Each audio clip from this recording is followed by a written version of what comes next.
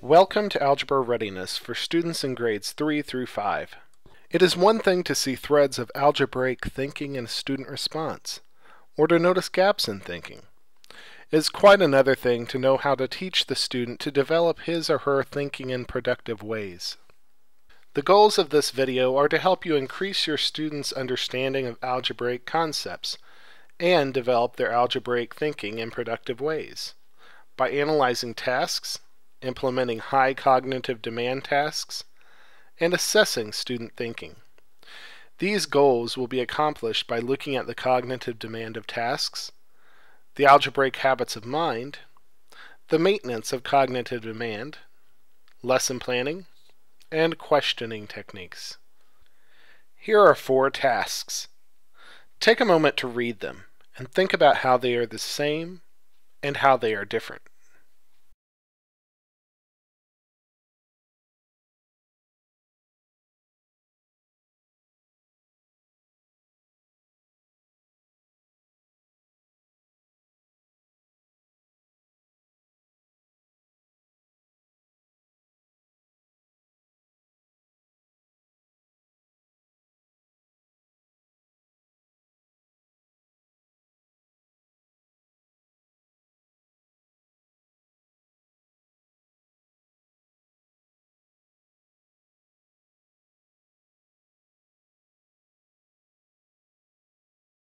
They all have something to do with area, yet each is engaging the student at a different level.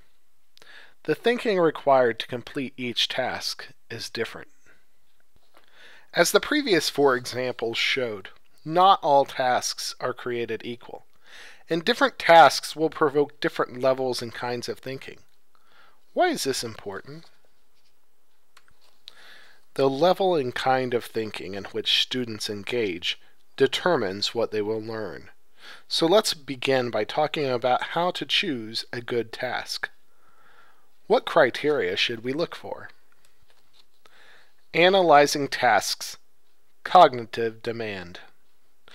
One aspect of analyzing a task is examining its cognitive demand. But first, let's clarify what we mean by a mathematical task. Mathematical tasks are a set of problems, or a single problem, the purpose of which is to focus students' attention on a particular mathematical idea. You will see several examples of tasks as we move through this presentation. There is no decision that teachers make that has a greater impact on students' opportunities to learn, and on their perceptions about what mathematics is, than the selection or creation of the tasks with which the teacher engages students in studying mathematics. Think about the power of this statement. The tasks you choose not only impact the students' opportunities to learn, but impact their perceptions about what mathematics is. Therefore, selecting high-quality tasks is one of the most important decisions you as a teacher will make. So how do you determine whether tasks are of high quality or not? There are multiple ways to examine a task. You could look for the number and kinds of representations evoked.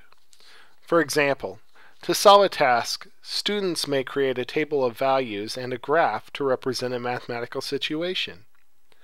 Another way to examine tasks is to think about the variety of ways the problem could be approached. Or you could think about the requirements for communication. Do students have to write about their thinking process? Do students have to share with others how they solve the problem? Another way to examine a task, and the one we're focusing on here, is to analyze the cognitive demands of the task.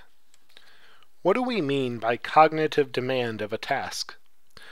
We mean the kind and level of thinking required of students in order to successfully engage with and solve the task.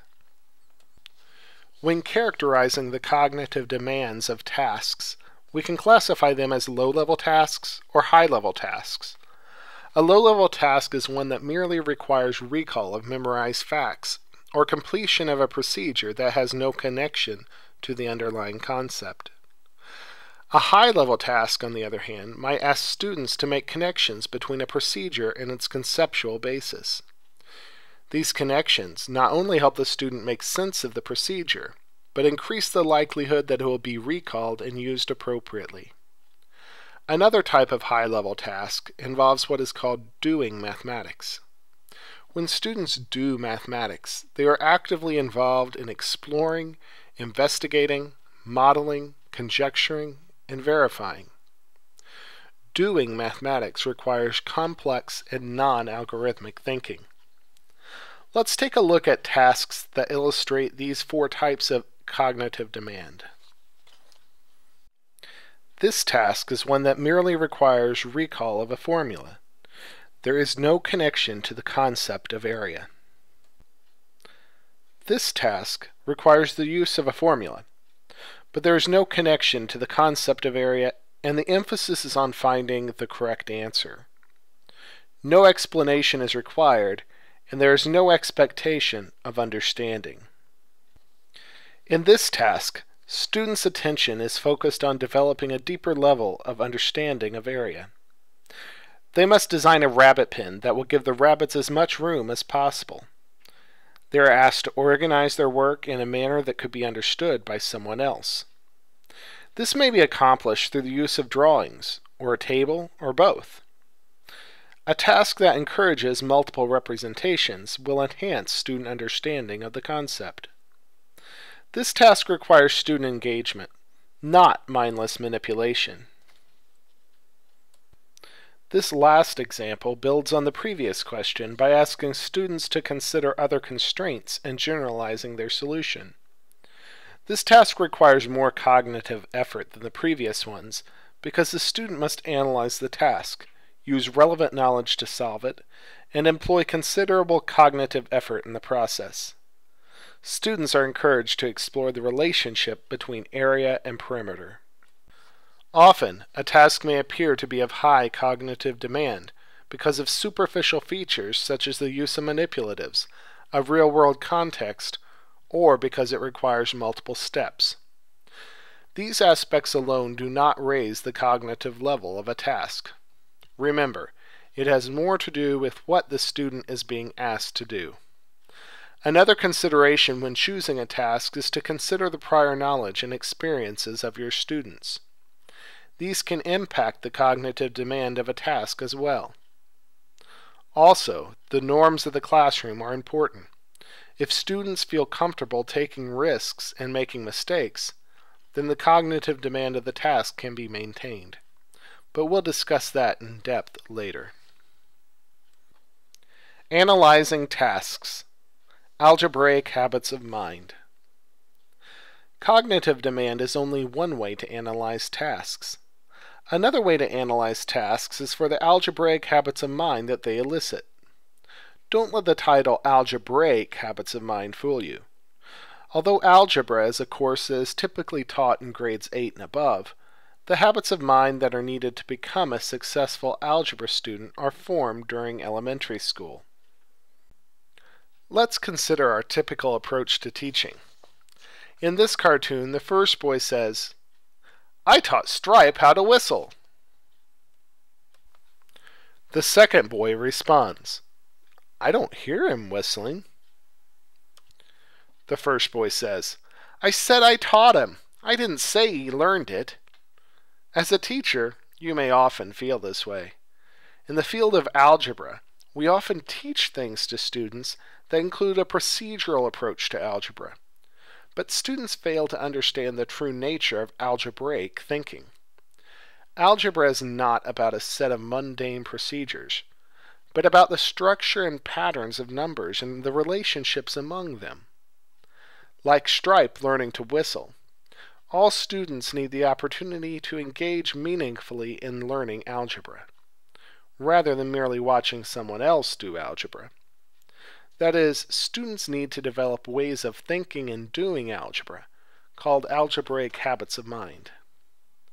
So what are algebraic habits of mind? Essentially, they are the habits of applying productive lines of algebraic thinking whenever working on a mathematical task. They are the common ways of thinking that students need to develop to learn algebra meaningfully and to be able to apply algebra to mathematical situations. In developing this framework, Mark Driscoll and his colleagues at the Educational Development Center have identified 3 specific habits of mind that lead to understanding and using algebra in meaningful ways. These habits of mind include doing and undoing, building rules to represent functions, and abstracting from computation. Let's take a deeper look at what each of these mean.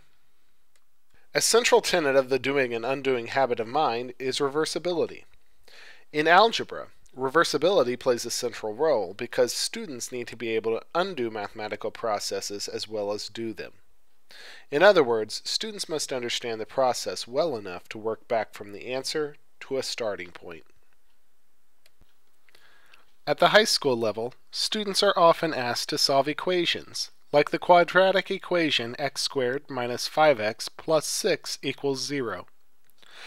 Using factoring and knowledge about products that result in 0, an algebra student can solve this equation to find the solutions 2 and 3.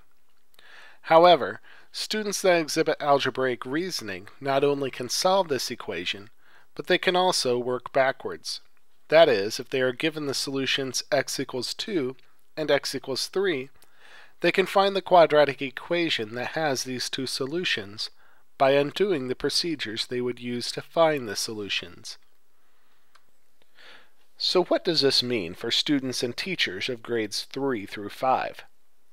The processes of doing and undoing, and the act of considering reversibility can begin in the intermediate grades or in earlier grades. As teachers consider the types of mathematical tasks to give students, it is important to evaluate whether the task could be phrased differently to provide a foundation for doing and undoing. For example, students often are given problems that require them to multiply 2 numbers to find the total number of items, like these ladybugs displayed in an array. However, an alternative approach is to ask students to find the total number of arrays for a given number. For example, teachers could ask how many different arrays can be formed with 48 ladybugs. In doing so, students have the opportunity to build number sense and will be better prepared to reason using reversibility as they develop into algebraic thinkers. Teachers can find many meaningful contexts to engage students in tasks like these. For example, the following task builds reasoning skills using the context of a marching band. Mr. Treble is the director of the Arrayville Marching Band. When the band marches in the Labor Day Parade, he wants each row to have the same number of band members. The band has 48 members. Describe all the possible ways Mr. Treble could arrange the band members. How do you know this is all the possibilities? By asking students to share different responses and organize their solutions, students can see relationships between different pairs of numbers that have a product of 48. Mr. Greg Morris is a 4th grade teacher at Richards Elementary School in Columbus, Indiana. In his classroom, he sometimes has students use the date to develop equations by requiring students to use the numbers in the date in order and inserting addition, subtraction, multiplication, and division signs with an equal sign, parentheses, or square roots. As shown in this video, students share their solutions with the rest of the class.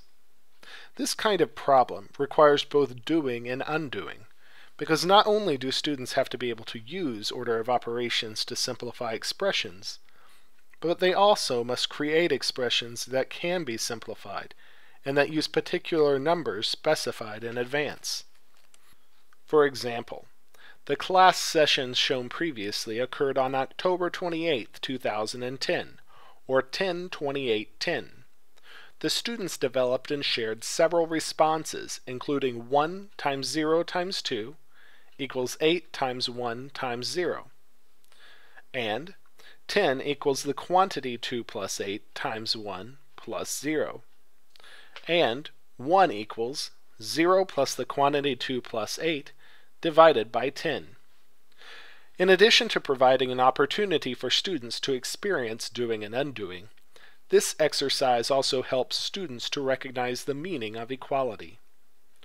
Research has shown that students often develop misconceptions about how to use the equal sign. Many students believe the equal sign is merely a connector that signifies what the answer is. Rather, these students demonstrated they were thinking about the equal sign as showing the equivalence of two expressions. The second algebraic habit of mind is building rules to represent functions. Functions play a central role in the algebra curriculum, and the ideas that motivate the development of the concept of function begin in the elementary grades. These ideas include seeing and predicting patterns, describing and justifying rules that describe numeric relationships in a context, and describing change using different representations. Students in middle and high school are expected to analyze situations and determine whether the situation describes a linear, quadratic, exponential, or other type of function. Let's demonstrate with an example. Andy is saving money for a new DVD player. He began saving with a $5 gift and will continue to save $2 each week. How much money will he have saved at the end of n weeks? One possible solution strategy may be to organize the information into a table. Andy begins with $5. After 1 week, he will have $7. After 2 weeks, $9, and so on. Algebraic thinkers can look for patterns in such problems, like the fact that there is a common difference of 2. By noticing the change in the numbers as constant, one can realize that the situation describes a linear function. Since the initial amount was $5 and the change is $2, after n weeks, Andy will have saved $5 plus 2n dollars. This describes a linear function with a slope of 2 and a y-intercept of 5. The building rules to represent functions habit of mind includes when students are asked to predict patterns, analyze change, and describe and justify their rules. Here's a task that could be used with students in grades 3 to 5. How many vertices are there in Figure 1, Figure 2, 3, 4? Do you notice a relationship between the number of vertices and the number of squares? Predict the number of vertices in a figure with 20 squares. What about 100 squares? One way that Mr. Morse incorporates the building rules habit of mind into his instruction is by using Venn diagrams to help students organize information and look for patterns. For example, Mr. Morse had the students investigate the even numbers from 4 to 48 and categorize them into the Venn diagram as multiples of 4, multiples of 6, multiples of both 4 and 6, and the multiples of neither 4 or 6. Let's see the discussion that occurred in Mr. Morris's class. We had as a test question the other day on part B of the Unit 3 test, had a Venn diagram and it said multiples of 4, multiples of 6. You guys all got a card yesterday and had to put them where they belonged on the chart from 4 to 48. We found some belonged in the red, some belonged in the orange, some belonged in the blue, or the yellow, and some we put down at the bottom that didn't belong in any of those circles, correct? Yeah. Everyone with me on that? My challenge to you yesterday was find a pattern in that experience that we had. Find a pattern somewhere in there. And what were some of the patterns that we came up with? What were some of the patterns? Kara, do you remember one of them? I remember that the ones in the orange area was always plus 12. Okay, the ones in the orange were just the multiples of 12. What else? Hannah, what else did we see? In the orange, on the right side, they go 2, 4, 6, 8. Okay, so looking at the ones column, 2, 4, 6, 8, and the tens column, it was 1, 2, 3, 4. So pattern with 12s. And we said if it continued on, remember we were going to break that tens pattern, didn't we? Chanel, another one that we saw. At the bottom, that it went up by 4, then it went by 8. 4 Okay. up to 8. And it just kept that pattern going on. Okay, well here's what I want you to do today. Does anyone know what a math nerd is? No. Anyone know what a math nerd is? Matthew, what's a math nerd? Someone who's crazy about math. And this was one of those things that yesterday, it started out as just going to be this little small activity because we didn't understand it very well in the test. Where, you know, how do we get numbers in the red? How do we get numbers in the yellow? How do we get numbers in the orange? But when we put those up there and started to talk and look at patterns, this really was one of those things I just thought kind of took off on its own. There were patterns up there that we didn't even see when we first started looking at it, right? So what I did, I went ahead and made a copy of that for you. Believe me, it wasn't easy getting those numbers on there. But made a copy of that for you. Here's what I want you to do. I want you to identify a pattern for each one of those. For A, the way that I set this up was the red is A, the yellow is B, the orange is C, and the blue is D. And what I want you to do is kind of, what's my rule for A, B, C, and D, and those are out to the side where it says what's my rule.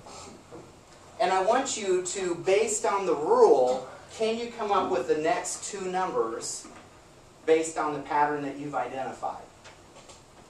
Find a rule for that pattern of numbers, and I've got the same ones on your worksheet there. Come up with the next two numbers. This one down here, I think I've got the next three numbers. And state what your rule is of how you came up with those numbers. Some people may come up with the rule first. Some people may come up with the numbers first and then create the rule. But what is your rule for A, for B, for C, and for D? Mr. Morris chose this task because his students had had difficulty in identifying which numbers belonged in each set during a prior assessment. However, he extended the original task by asking students to search for patterns. Organizing the numbers using a Venn diagram develops many patterns that students have the opportunity to identify, such as the fact that every other even number is a multiple of 4, and that every multiple of 12 will be both a multiple of 4 and 6. Having students describe rules for patterns is an important foundation to develop readiness for algebraic thinking in future grades. A third algebraic habit of mind is abstracting from computation. This includes students' abilities to generalize beyond examples, calculate without computing, recognize and represent equivalent expressions, and justify computational shortcuts. Driscoll has described this as the capacity to think about computations independently of the particular numbers used. Many of the properties used in symbolic algebra, such as the commutative property, the associative property, and the distributive property, can and should be developed as students learn about numbers. In middle and high school, our hope is that students can rely on number sense developed in elementary school to reason algebraically. For example, students should be able to identify which number is larger, 5% of 7 million or 7% of 5 million, without actually computing both percentages. Students that are algebraic thinkers can mentally use their knowledge of numbers to decompose 5% into 1/100th times 5, and decompose 7 million into 7 times 1 million. Using the commutative property, one can justify that these two expressions are equivalent. However, learning to think in such ways is partially based on the experiences one develops in the primary grades. In the grades 3 to 5 classroom, students should have opportunities to use number sense, to develop abstract relationships about numbers. For example, after students consider the product of several pairs of odd numbers, an important question to ask students might be, what did you notice about the product of two odd numbers? Furthermore, asking students to draw pictures to support their reasoning develops their abstract thinking. Another abstracting from computation activity requires students to mentally compute the following expressions. 16 times 25. 7,999 plus 87 plus 1. 52 times 4. Let's consider how students have justified these in the past.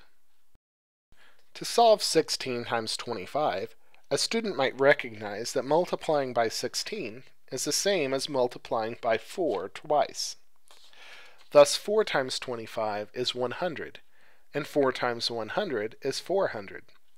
This solution is a result of using the associative property of multiplication. To solve 7,999 plus 87 plus 1 mentally, a student might recognize that reordering the terms makes this problem much easier, because 7,999 plus 1 is 8,000. This solution uses the commutative property of addition. Finally, students should be able to see 52 as the sum of 50 and 2. Thus, they can reason that 52 times 4 is the same as 50 times 4 plus 2 times 4. This is a result of the distributive property. Students who have become fluent in reasoning about multiplication using arrays can easily understand why the distributive property works. Jill Bless is a third-grade teacher at Schmidt Elementary School in Columbus, Indiana. In this lesson, students are working at stations throughout the classroom. At this particular station, students are trying to figure out how many chairs will be in each row given a set of clues. The first clue is, when the teacher tried to set up the chairs in rows of 2, there was one leftover chair. Let's listen in to one group's conversation as they consider different possible solutions. Okay, can you think of a way that you could set up chairs in rows of 2 and there would be one left over? What are some possible numbers of chairs?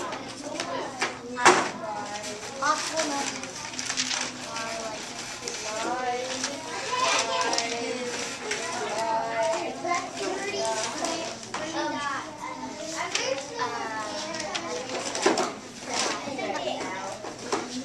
Well, we know it's not going to go higher. Okay, why 55?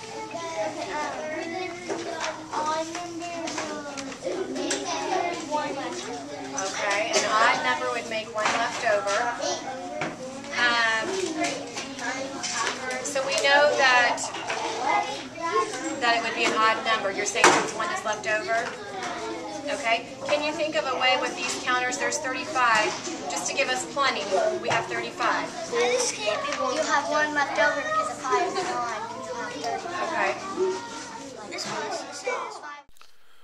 One of the students is going beyond specific examples of numbers to make a generalization about the type of number it must be if rows of 2 leave 1 left over. She notices that the number must be an odd number, because in her words, an odd number will make 1 left over. This activity demonstrates the abstracting from computation habit of mind, because the students must generalize the meaning of odd numbers beyond using examples. Taken together, these 3 habits of mind form the basis for evaluating tasks for algebraic reasoning in all grades. Doing and undoing includes finding the input from the output and working backwards to solve a problem. The features of building rules to represent functions include organizing information, predicting patterns, chunking information, describing a rule, using different representations, describing change in patterns, and justifying rules. Finally, abstracting from computation includes developing computational shortcuts, calculating without computing, generalizing beyond examples, finding equivalent expressions, using symbolic expressions, and justifying shortcuts in computational methods. Incorporating these features in the elementary curriculum will ensure that students are prepared to engage in algebraic reasoning in the middle and high school. Implementing tasks, maintaining cognitive demand. All teachers have been there. You think you've planned a great lesson, but then the students react in ways that, well, you just didn't expect. Consider this cartoon. I don't get this math problem. Let's use these Skittles to help you visualize. If I put 10 Skittles in front of you, then I ask for 6 of them back, how many Skittles would there be? None. Okay, let's try it with Brussels sprouts. As teachers implement tasks, it's important to keep in mind the learners and how they will understand and interact with the materials used. Although using cognitively demanding tasks provide opportunities for students to think mathematically, research has shown that cognitively demanding tasks may not be implemented in cognitively demanding ways. A large-scale research project during the 1990s, entitled Quantitative Understanding, Amplifying Student Achievement in Reasoning, or QUASAR for short, documented the effects of incorporating inquiry-based instruction in economically disadvantaged schools. Based at the University of Pittsburgh, the project investigated a number of middle school math classrooms across the nation. The study partially focused on the kinds of tasks that teachers posed and the ways that they implemented them in the classroom. Based on the results, the QUASAR researchers developed a framework to consider how tasks may evolve throughout the instructional process. First, tasks appear in written curricula or instructional materials. Second, tasks are set up by the teachers. This sometimes differs from the written curriculum because teachers choose to modify tasks or present them in a different way than the written materials. Third, tasks are implemented by students. Student interpretation may modify a task, or acts of the teacher while students work may modify how students interact with the task. Finally, the task in its written, intended, and enacted forms impact what mathematics the students have an opportunity to learn. Results of the QUASAR research showed that when the teacher introduced high cognitively demanding tasks, and it was enacted by students in high cognitively demanding ways, student learning was high. Similarly, if the teacher introduced primarily low-level tasks, students engaged in low levels of thinking. This resulted in low levels of student learning. The most interesting finding is that if teachers provided students with high-level tasks and students did not engage in the tasks at high levels, the students' learning was moderate.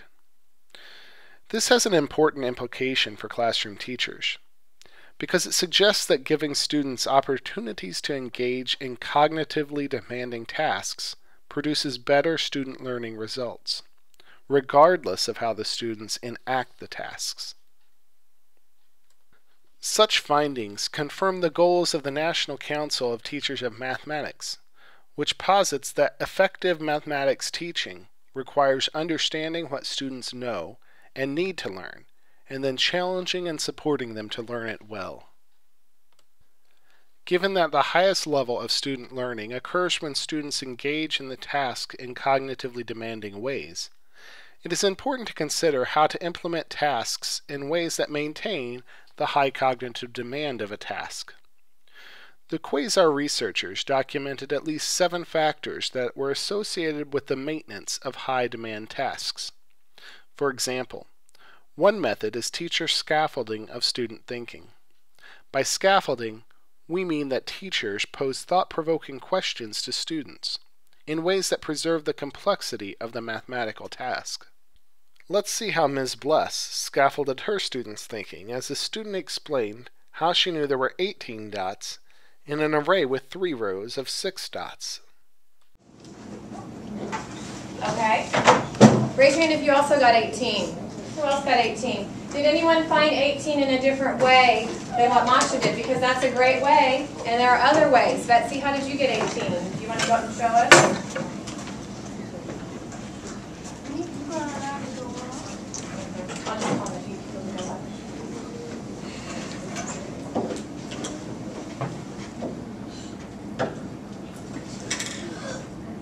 Okay, tell us about that.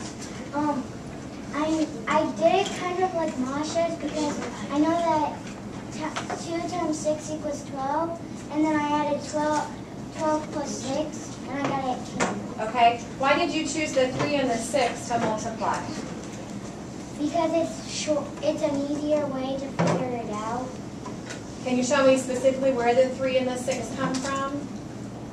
Why didn't you choose 4 and 2?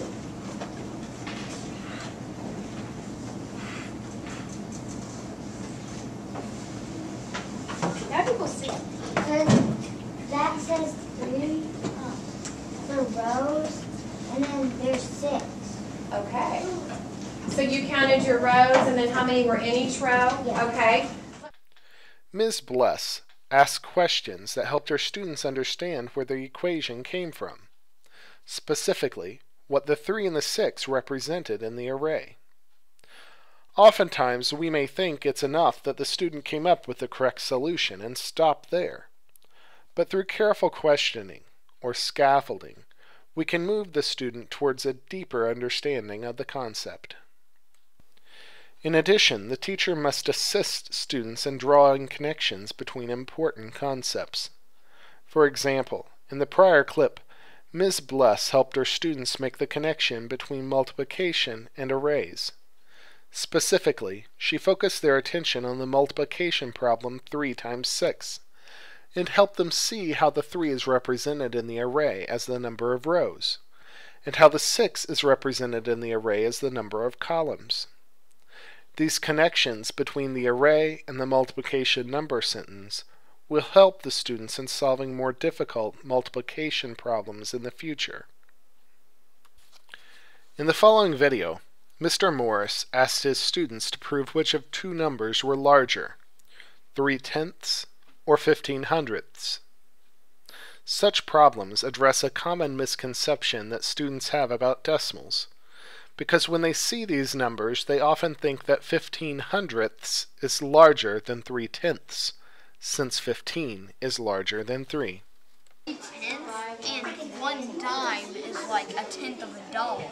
Okay. So we're kind of saying a dollar is equal to one of these. $1 equal to one of those. So you've laid out your $2. Yeah. So this is showing that 3/10 is twice as much as the 15/100, showing how it takes up more space on the grid. One way that we can help students make conceptual connections is by providing them with multiple representations to think about the problem. In Mr. Morris's class, the students used the base 10 blocks, money, and the written form of the numbers to reason about which of the 2 numbers were larger. Students also need opportunities to monitor their own progress. Students should be aware of what successful completion of a task will look like and determine whether they have met instructional goals. A fourth factor requires teachers or capable students to model high-level performance. All students must be held accountable for high-level products. Teachers should pay careful attention not to accept incorrect or incomplete mathematical answers. Where appropriate, teachers or other students can model what would constitute acceptable, high-quality responses. Mathematics is a subject in which justification and explanation are inherent. Teachers must press students to justify, explain, or provide meaning to the work that they do. Teachers can do this through their questions, comments, or feedback that they provide to students. The cognitive demand of a mathematical task has been shown to decline when students focus solely on getting correct answers, rather than explaining or justifying their work. Teachers should be wary to emphasize sense-making rather than correctness. Let's observe Mr. Morris and another set of students as they discuss whether 3/10 or 15/100 is larger. So what I want to see is how are you going to represent 3/10 and how are you going to represent 15/100? So we just have to represent it. Well, isn't that how you're going to prove it? I mean, we could just say it. We could say because I said so. What if you're not right? But what if you're not right? You have to prove it. You have to prove it. So you may be able to prove it with your argument, but you're going to have a pretty good argument if I can't see what you're talking about. If you can prove it with these, whether it's that or whether it's this, your argument's going to hold more water. So you would need 15 of those because they are hundreds, and then this would be 3 and then with the 15 you would need 15. You would need 1 and 5 and so on. These are 10s. 5, and then so when you would do the exact same thing. You would do this, and then you would lowest grade. This would go here. Did you see? Write that down.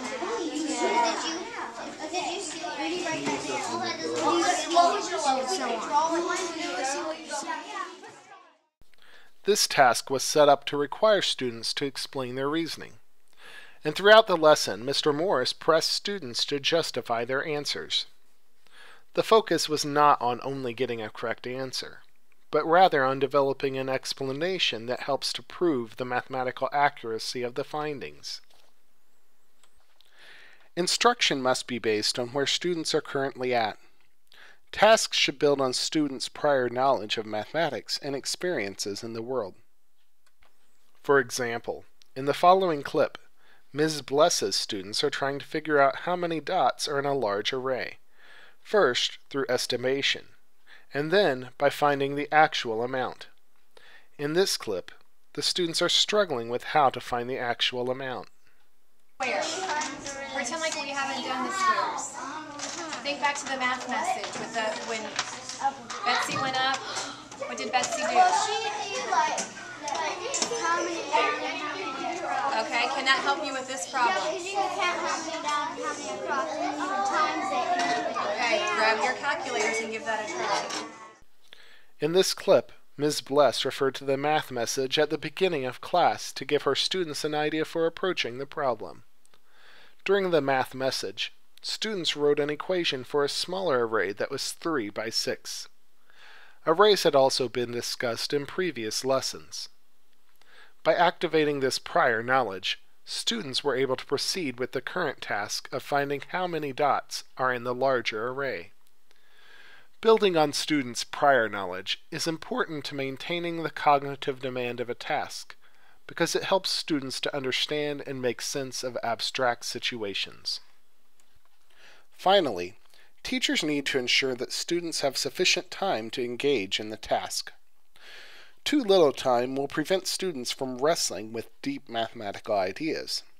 However, too much time can lead to off-task behavior. Based on research about cognitive demand, your challenge as a teacher of 3rd, 4th, or 5th graders is clear. Make sure students have a steady diet of high-demand tasks, and that the demand level is maintained as teachers and students interact with those tasks in the classroom. Implementing tasks. Planning a lesson. When designing a lesson that is inquiry-based, rather than teacher-directed, one structure to follow is the 3-part lesson plan: launch, explore, and summarize. Earlier, we saw examples of students in Mr. Morris's class working on a problem that required them to compare 3/10 and 15/100.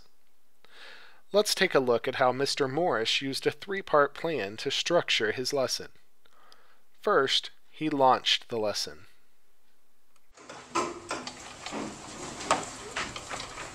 Elise, I want you to read that out loud. Arjun thought that 0.3 was less than 0.15. Explain or draw pictures to help Arjun see that 0.3 is more than 0.15. Okay. Now, I'm going to give you a different name for 0.3 and 0.15. We're going to call 0.3 0 and 3/10. We're going to call 0.15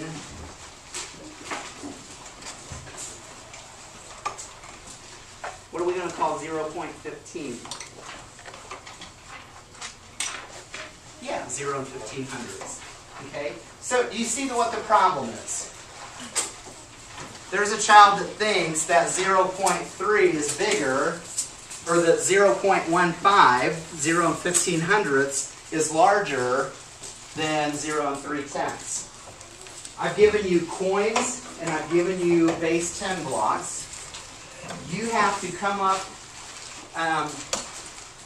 we've talked about, don't rattle bags for a second, listen for just a second. We've talked about a courtroom. If I say, Maddie, you stole my pen, are you going to get in trouble just because I said it? What do I have to do in order to get you in trouble? Okay, I have to prove it. I can't just say it. So, what you have to do here, you have to come up with the evidence. You have to prove that 0 and 3/10 is larger than 0 and 1500s. It says you can use words, you can use drawings. I've given you coins and base 10 blocks. But I want you to prove your group, talk about it as a group, come up with a solution, explain it, and then we're going to talk about this. Okay?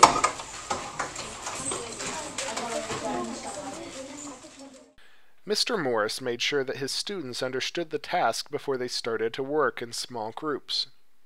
He provided appropriate tools for the students to think about the problem and established clear expectations for working on the task.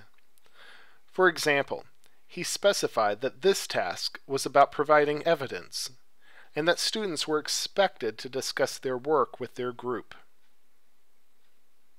The launch portion of a lesson can be used not only to make sure that the task is understood and to establish clear expectations, but also to activate prior knowledge needed to complete the task.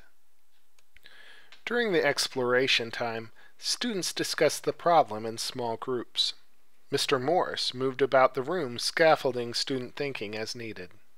And this is the 0.3. This makes 30, and this only makes 15, and 30 is more than 15. I agree with that. So should we draw like this, and then after that write 0.3 tenths, and then draw this, and after that write 0.15 tenths? Yeah, and normally, if there's two numbers that come to 0, they're always these kinds. These are always smaller than these. It equals 30. 0.3 is really 0.30. Yeah. So then this would be 30. And then this would just be a regular 15. Because like 1 would be bigger than 3 in the tenth place. Yeah. And then like 3 is just like regular a, So 3 is just pretty much like an abbreviation. so like would you want to draw it or you want to write it down? We'll just write it. Like I get what they're saying. I would say I'm drawing. 0.3 is really 0.30 and 30 is greater than 15. What?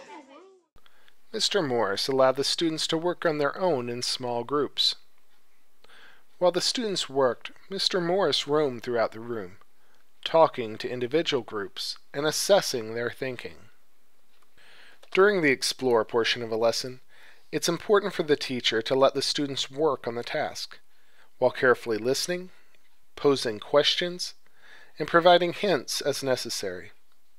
Sometimes during this part of the lesson, a group of students finishes early or becomes bored with the task. At that time, the teacher may want to consider providing an appropriate extension to the problem. In Mr. Morris's classroom, if a group of students needed a challenge, he could have asked the students to further explain why 451 thousandths is larger than the two numbers he gave originally.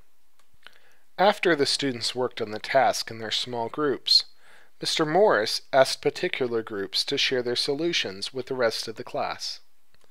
They're going to demonstrate something here, so I want to see what their proof is.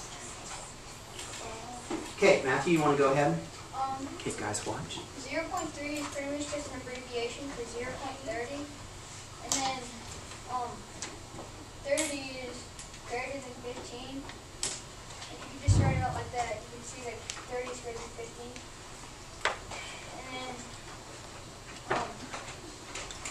you can even just take those out and lock in.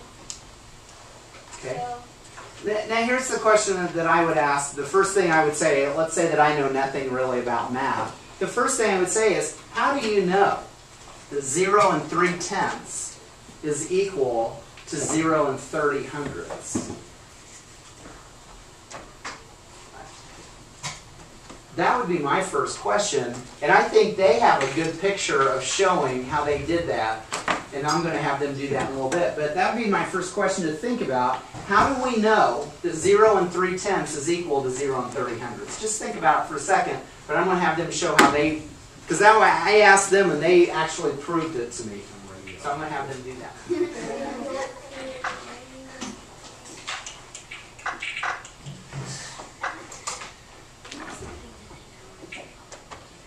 Okay, now explain to me how you explained that 3/10 is equal to 30/100 first of all.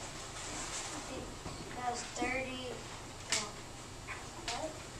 How did you explain to me that 3/10 is equal to 30/100? Because people have 15. There's 15, so you know if there's a 30, you just put a 0 behind it. Okay. Because it's 10, so you put a 0 for 10. So And I want to say, go ahead. we knew that 3/10, 15 goes in there twice. So then we realized if we put the 1500, it's just 30. Okay. Okay. And what they actually did is anyone wondering why they put longs on top of their flat? Anyone kind?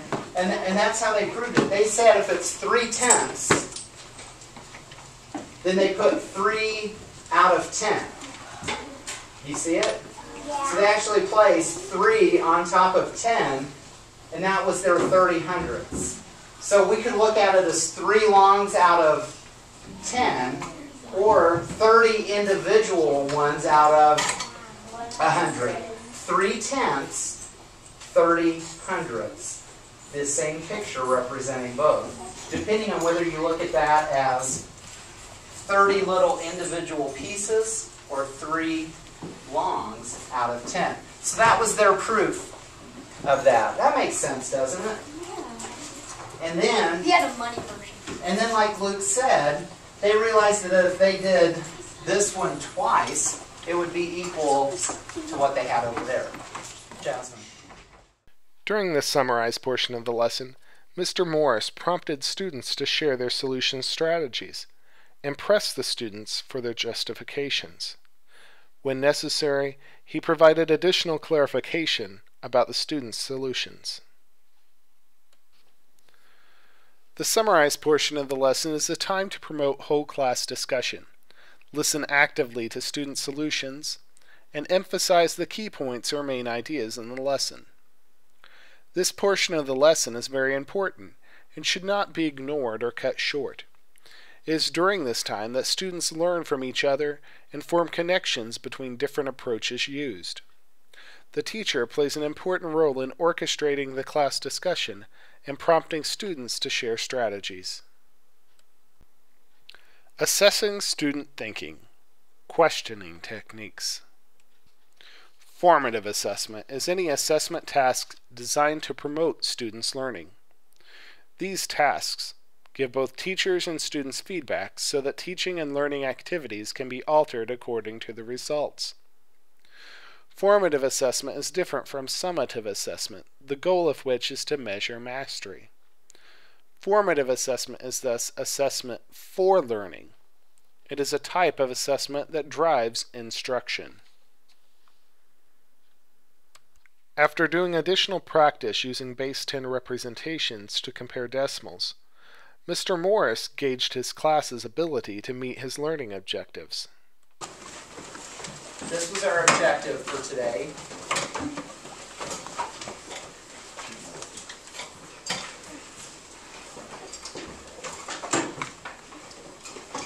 We want to learn how to compare 2 decimals.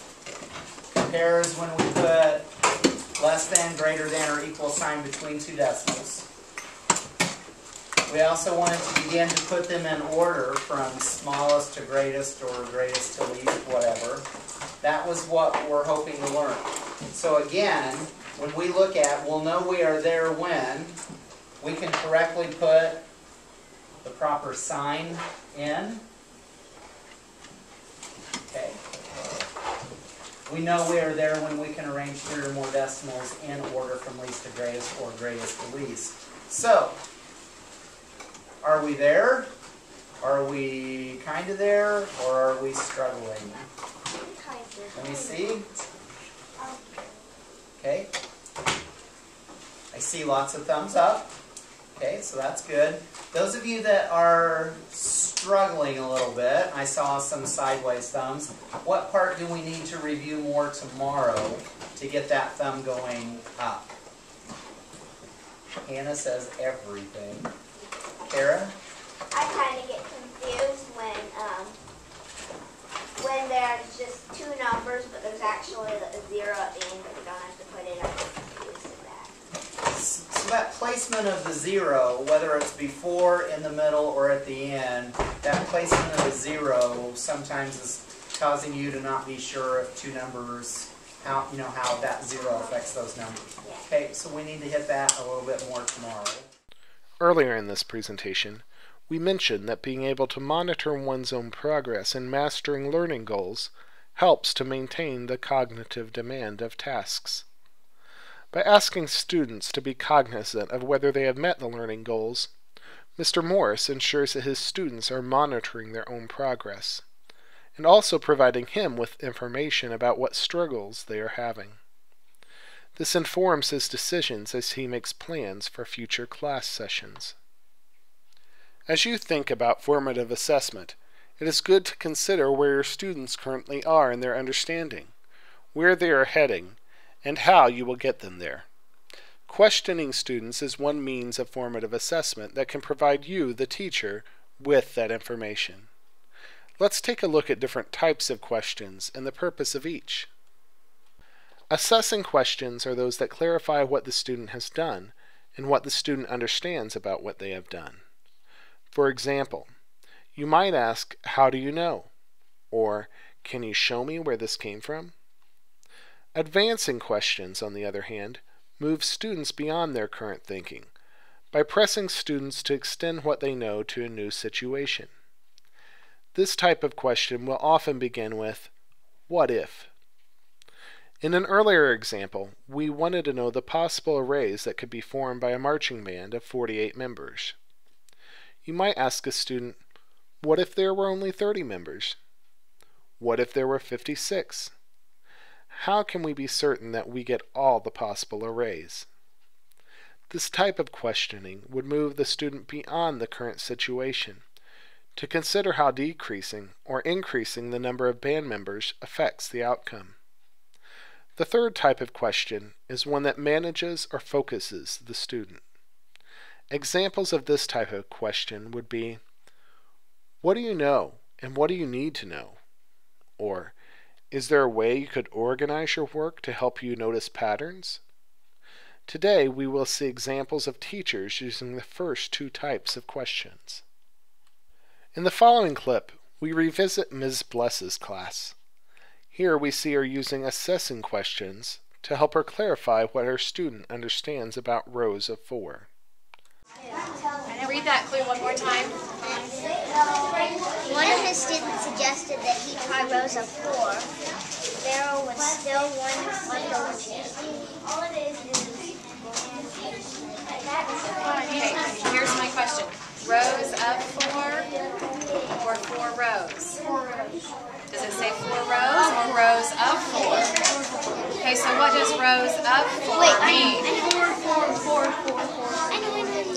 Like, to start off, you would have to put, like, 1, 2, 3, 4, and then put 3 under. Okay. So Alex, are you making 4 rows or rows of 4? That's kind of tricky the way it's worded. Let him work for just a minute here. I see. Okay. Because see, look at my angle. See how I'm viewing the array? Yeah, because that's like... Okay, I see what you're doing. That's why I'm asking for clarification. Keep working. Ms. Bless and her student were viewing the array from different angles. She questioned her student to make sure he understood what rows of 4 meant. Through the use of assessing questions, she was able to clarify that the student understood the task. In the following video, we revisit Mr. Morris's class as they discuss the date math problem. After several students had shared their answers, each of them had presented answers in which both sides of the equation equaled 0. As you watch this video, notice the types of questions Mr. Morris poses. Does anyone have any where it's not 0 on each side, where we have a value moving away from just 0 equals 0? All of these so far are correct, but they're all 0 equals 0. Do we have any that move? Bring on it. You have one that has a different value? In posing this task, Mr. Morris is advancing his students to move beyond their current thinking of getting 0 on both sides. This resulted in students sharing solutions in which both expressions were equal to 10, and later where both expressions were equal to 1. Here's a task we used earlier as an example of building rules. If your students were working on this task, what are some questions you could ask to assess or advance your students' thinking? Take a moment to jot down some ideas.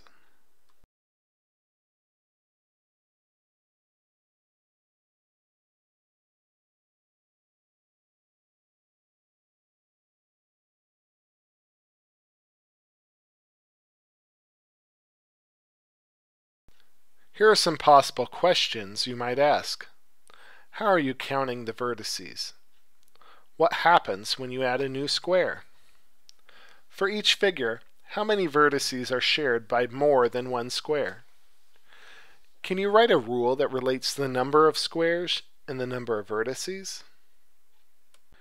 When working on mathematical tasks that require complex thinking, students will often throw up their hands in frustration and say, "I just don't get it," or "I just don't know where to start."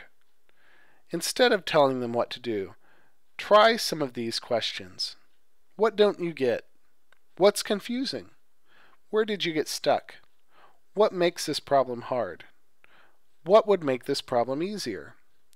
Asking these types of questions can diffuse the situation and help the student to focus on what they do know. We have covered a lot of information in this session. We looked at analyzing tasks through the lens of cognitive demand, the kind and level of thinking required of students in order to successfully engage with and solve a task, and algebraic habits of mind, doing and undoing, building rules to represent functions, and abstracting from computation. We then looked at implementing high cognitive demand tasks, how we maintain the level of cognitive demand, and how we successfully plan a lesson around that task. Finally, we looked at assessing student thinking through the use of questions, assessing questions, and advancing questions. We would like to invite you to consider how to incorporate the ideas shared in this presentation into your classroom. Use the following guidelines for you to consider how to get started. First, choose an existing task from your curriculum materials. Analyze the task for cognitive demand and algebraic habits of mind. If the task does not provide students opportunities to build connections or engage in problem solving through doing mathematics, consider how you can modify the task to increase its cognitive demand. Next, anticipate the types of difficulties or misunderstandings that students may encounter when engaging in the task. Finally, plan appropriate scaffolds and questions to react to students. Thank you for taking the time to listen and learn. As you put this knowledge into practice, remember that it will take time to feel comfortable with this new approach, but the benefits for your students will be worth the effort.